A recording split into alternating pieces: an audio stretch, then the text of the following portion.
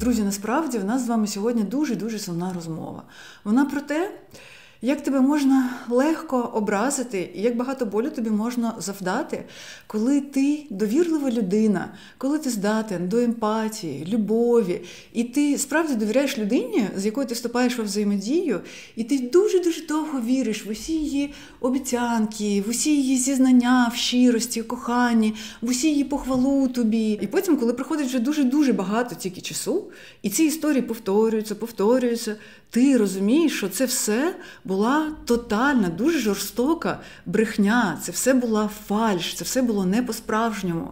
І Арестович насправді не нарцис. Він не представник нарцисичного розладу особистості. Це теж була його брехня нам з вами.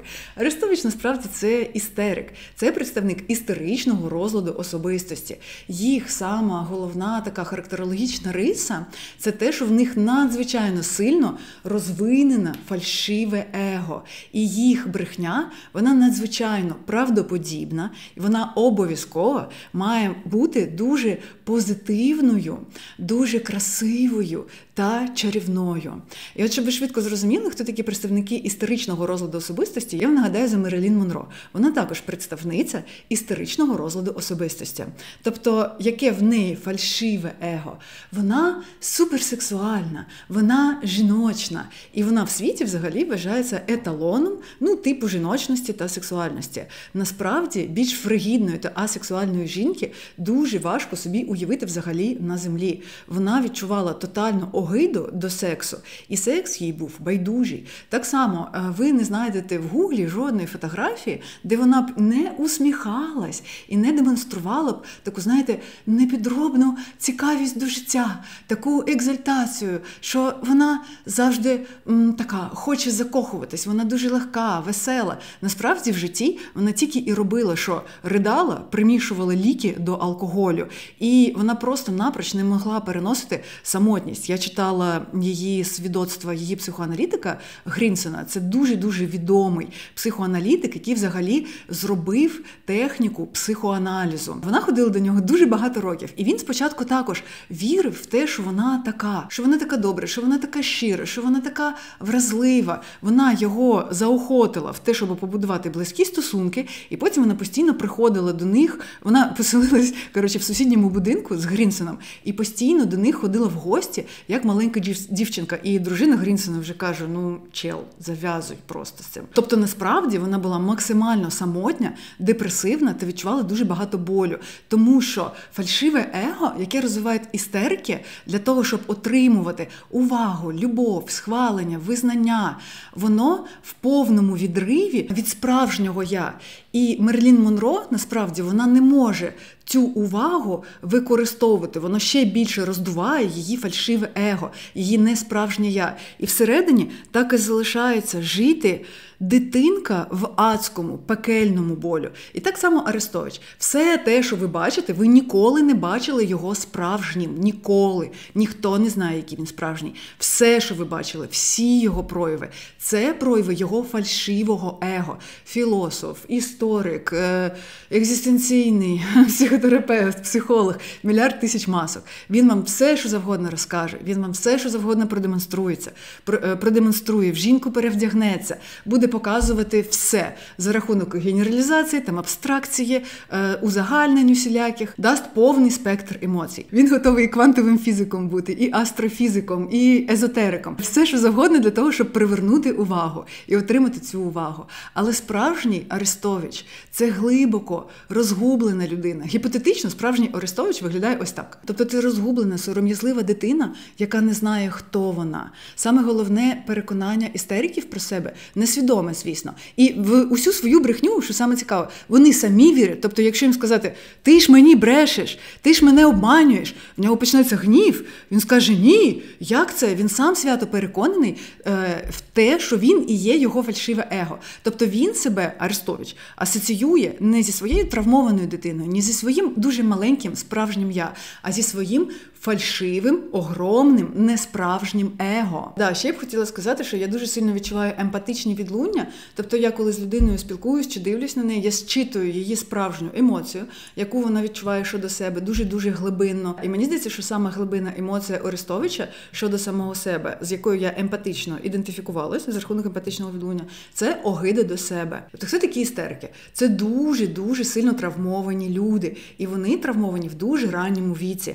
У віці від 8 місяців до 3 років. І потім ця травматизація, вона тільки продовжується і продовжується. Всі істерики – це жертви глибочайшої зневаги. Тобто всі істерики, так само і нарциси, і параноїки, і шизоїди, вони в дуже-дуже ранньому віці пережили своє персональне пекло. Тобто вони відчули таку просто зашкалюючу кількість психічного болю, який взагалі абсолютно неможливо витримати. Тільки цей біль, він дуже-дуже різний. Наприклад, в нарцисів так само було їхнє персональне пекло в їхньому дитинстві. Тільки там їх постійно соромили, пригноблювали. Було дуже-дуже багато прихованої чи відвертої агресії на їх рахунок. Їх постійно опускали по рангу. Тобто їх ієрархічно пригноблювали. Тобто в них викликали дикий сором.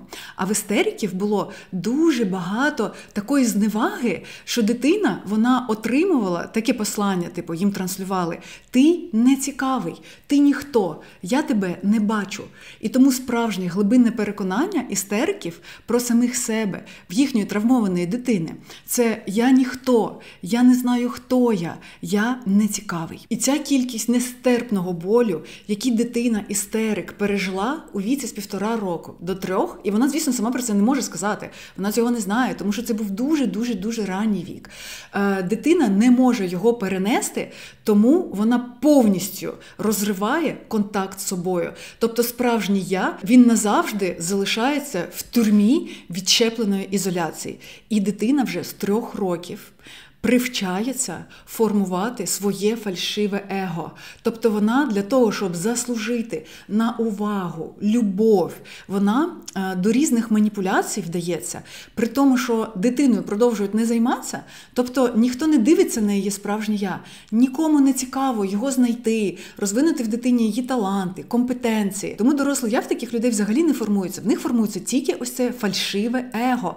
І людина, вона сама думає, що фальшиве его – це є вона справжня. Тому що їм настільки боляче зазирнути в цей біль дитинства, що вони готові все, що завгодно на землі зробити, щоб тільки більше ніколи його не відчувати. Істерики обирають позитивні маніпуляції. Бути чарівними, бути веселими, бути слухняними, бути зухвалими і в цілому бути такими, якими дуже круто зараз бути жінкою чи чоловіком в нашому суспільстві. Тобто чоловік буде гіпермаскулінний, тобто гіперуспішний, гіперрозумний, гіперсексуальний, гіпермужній. Жінка буде гіпержіночна, гіперсексуальна. Фальшиве его – це огромний симулякр, який потім просто починає вже розвалюватись сам в собі, тому що наша життєва енергія, вона завжди циркулює тільки в рамках нашого справжнього я. Тобто я знаю, хто я, що я люблю, які в мене емоційні потреби, які в мене таланти. Я, наприклад, можу знімати відео і для того, щоб частково отримати увагу, і любов, і вдячність, і частково для того, щоб допомогти, і частково для того, щоб заробити гроші. І, саме головне, я це роблю заради просто свого власного задоволення та кайфу. Тобто я можу сидіти вдома, наприклад, малювати, цього ніхто не побачить. Я просто отримувала задоволення від процесу. Ось що таке справжня творчість. Але істерик, коли він індивідуюється в 3 роки, він настільки розриває контакт зі справжнім я, зі справжнім собою. Це оця дуже-дуже бідна, самотня, маленька дитинка в ужасі, в жахіттях того, що її ніхто не любить, ніхто їй не дає увагу. Це як ти народився, така квіточка, але ти в повній пустелі, в холоді, в вітрах. Абсолютно немає оцих відзеркалень, такого теплого, маміного, такого сонячного, цієї любові, цієї уваги. Тобто травмована дитинка, що Арестовича, що Мерлін Монро, будь-якого істерика, представника істеричного розладу особистості, це коли ти хочеш такий младенчик лежати на спинці, і щоб твоя мама, вона така цілувала тебе в пузіко і радувалась тому, який ти. От цього всього в істериків не було. І вони розривають спочатку контакт зі справжнім собою, і потім відбувається сама головна драма. Тобто спочатку оце фальшиве его, яке починає потрошечку нарощуватися дитинкою. Да? Тобто, наприклад, в Мерлін Монро мама була параноїдна шизофренічка. Вона думає, я влибнусь мамі, я підійду до неї, я отримую цей контакт, я отримую цю любов, увагу. Але потім це фальшиве его все більше наростає. І для того, щоб біль дитини треба не усвідомлювати якомога сильніше, цей повний емоційний контакт з собою розривається, і ти абсолютно не можеш жити. В тебе немає життєвої енергії, ти не знаєш, звідки її взяти. Тобто це дійсно настільки там всередині депресія на грані суїциду, що Мерлін Монро таки взяла та суїциднулась. І це фальшиве его для свого існування, воно все життя потребує чого? Правильно, підпитки.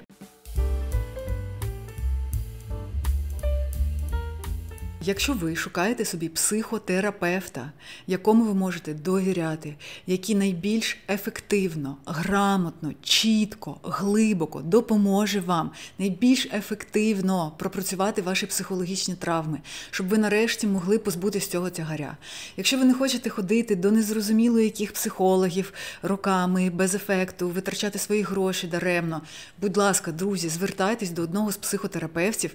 Я своїм потом та кров'ю зробила для вас добірку перевірених, найбільш кваліфікованих, якісних психотерапевтів. Вони всі є емпатами. Ви їм будете небайдужі зі своїм життям. Вони будуть вас любити, як найближчі люди на землі, тому що в них тепле, гаряче серце. Плюс вони здобули своє психічне здоров'я під час власної психотерапевтичної роботи. І третє, вони найбільш грамотні та компетентні, адже вони володіють найбільш сучасними, якісними та ефективними методиками травматерапії. Імажинативна рескрипція, ЄМДР, тощо. Арсен – сертифікований схема-терапевт. Тобто він працює по класиці, вміє робити імажинативні рескрипції. І взагалі він поєднує в собі унікальні риси. Він співчутливий, емпатичний, чуйний, теплий, приймаючий. При цьому як чоловік, і це надзвичайно рідкісна перлина в нашій колекції, адже це єдиний психотерапевт-чоловік. Він може вам дати дуже багато дисципліни, фазерінгу. Він сам надзвичайно працездатний, сильний, витривалий, плюс він сучасний, творчий, шарить за етику, культуру стосунків, допоможе вам гармонізувати життя. Будь ласка, звертайтесь до нього. Дар'я, також сертифікована схема-терапевтка. Глибока, надрозумна, титанічна кваліфікація. Культура, дає дуже багато любові та ніжності, як рідна мама. Оксана. Вона щолкає ваших токсиків, як горішки. Вона допоможе вам розірвати токсичні стосунки, розібратись з вашими батьками, зробити конфронтацію, навчить вас ненасильницькій мові. Вона працює здебільшого з невротиками. Вона надзвичайно інтелігентна та інтелектуально розвинена. І, відповідно, вона більше за все підійде вам, якщо ви така сама людина. Інтелігентна та інтелектуально надзвичайно розвинена. Лєра – це народжена буддистка. Вона навчить вас спокою всередині себе, гармонії. Також вона справжня дослідниця. Більше за все, вона вам може допомогти гармонізувати всі ваші сфери життя, налагодити всі ваші сфери таким чином, щоб ви були щасливими, гармонійними, цільними, наповненими і проживали своє життя в плюсах та благополуччі. Віка. Бойова, енергійна, позитивна, любить допомагати, вирішувати проблеми, збирати докупи, буде завжди на вашому боці. Вона буде за вас як мама-орлиця. На Катерині Дзігуа взагалі тримається світ. Це сама сильна травматерапевтка, яку я коли-небудь зустрічала в житті. Приклади її робот ви можете подивитись на моєму YouTube-каналі. Вона володіє усіма техніками травматерапії і, саме головне, ЄМДР. Обирайте собі того чи ту, хто більше припав вам до душі. Контакти всіх цих психотерапевтів будуть в описі до цього відео. Також я вам хочу нагадати, що в мене є Patreon.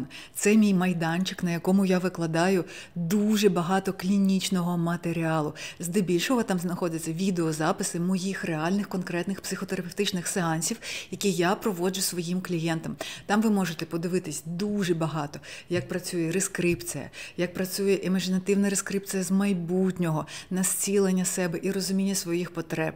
Там ви зможете знайти ультимативний гайд з позитивного мислення, зі стресостійкості. Тобто там дуже багато клінічних нюансів, віньєток. Цей контент є психотерапевтичним. Тобто під час того, як ви будете його дивитись, ви можете зцілюватись і лікуватись. За підписку $5 на Патреоні ви можете отримати доступ до океану найкориснішого психотерапевтичного контенту, дуже глибокого. І також ви можете придбати окремі продукти за $3. Це імажинативна рескрипція на пропрацьовку травми сексуального насильства, це ультимативний гайд з позитивного мислення і це ультимативний гайд зі стресостійкості.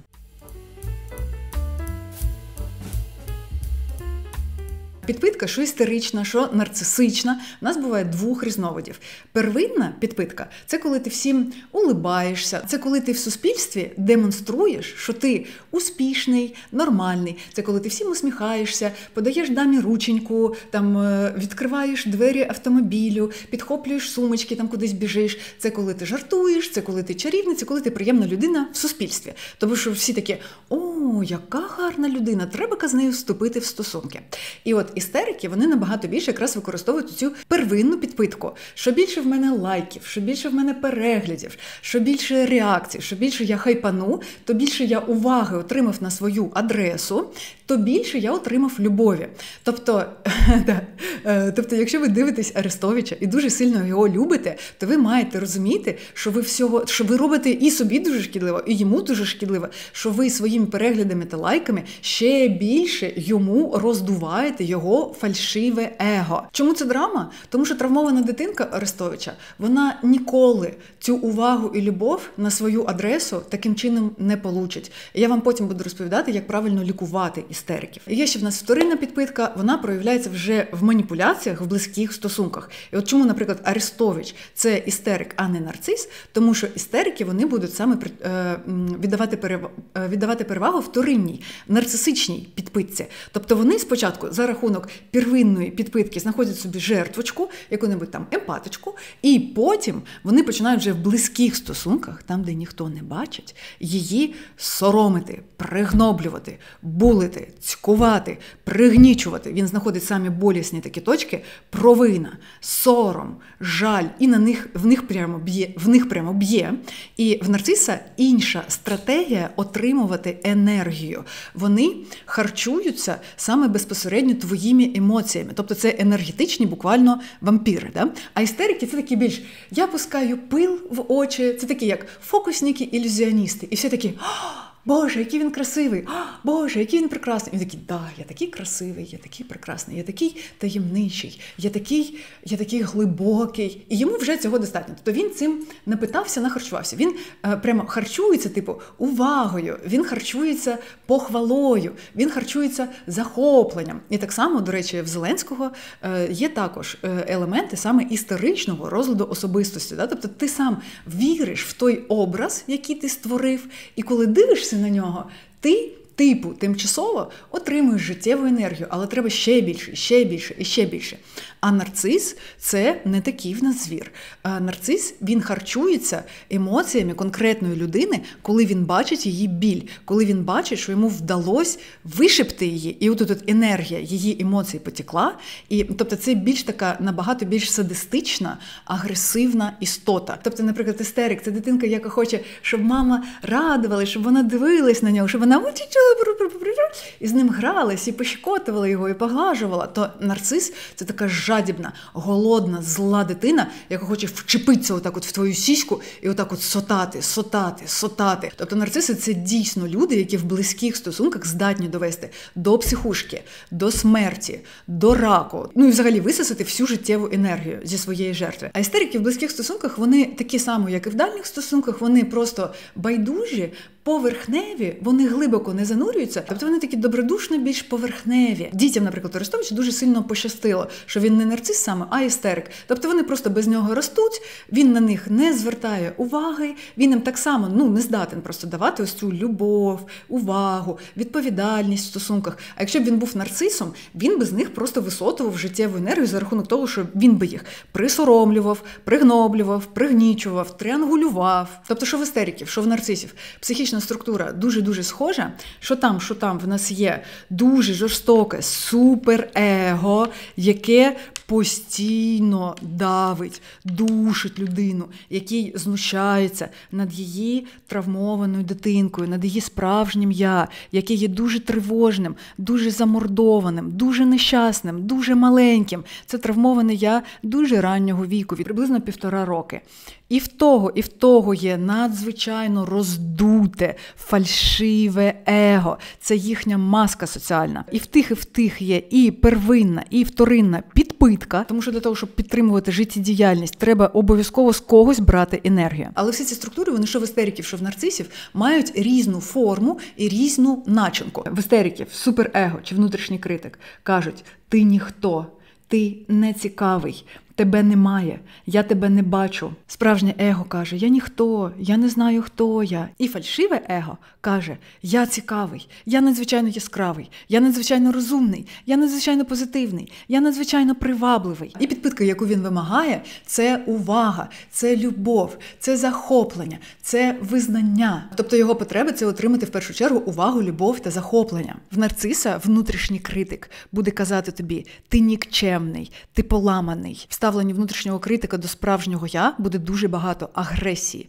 сорому, цькування, знущання, висміювання. І в справжнього я нарциса насправді дуже-дуже-дуже занижена самооцінка. І потреба нарцисів буде більше у вторинній підпитці, тобто в них буде потреба тебе під'їбнуть, уколоть, продомінувати над тобою, якось вибити в тебе почву з-під ніг, посілити сумніви у собі, познущатись з тебе, висміяти тебе. Тобто в нього мета – це опустити тебе, продемонструвати свій ранг і ієрархічно тебе пригнітити. Нагнуть, я тут написала собі в конспекті. Навіщо я так акцентую на цьому увагу? Тому що лікування істериків та нарцисів, воно буде дуже-дуже різним. Взагалі, Сем Бакнін, це спеціаліст з нарцисів, він вважає, що нарцисів насправді неможливо вилікувати. І істериків так само неможливо вилікувати. Того, що от уявіть собі, вам, наприклад, зараз 45 років.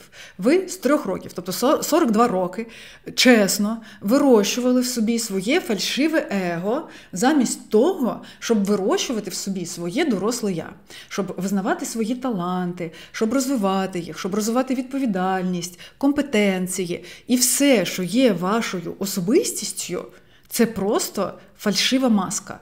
Просто сам факт цього усвідомлення вже сам вгонить в дуже сильну депресію. Да? Тобто ступень болю, з яким треба зіштовхнутися в терапії, він настільки нестерпний для кожної, для будь-якої людини, що вони обирають завжди залишатись все одно фальшивими собою. Вони будуть до останнього вертіться отак от як уж на сковорідці, для того, щоб зберегти все те, в що вони інвестували. Тобто це єдине, що вони вміють на землі, це просто постійно перевзуватися в повітрі, казати будь-що, орієнтуватись тільки на поверхневе, не на глибину. Да? От про нарцисів часто кажуть, що це здаватися, а не бути. Насправді справжнє здаватися, а не бути – це якраз істерики. І вони все життя вирощували в собі фальшиве его для того, щоб отримувати увагу, любов, захоплення, славу. Тобто гроші для них – це не головне, і слава для них – не головне. Для них саме головне – це саме увага, це любов, це оце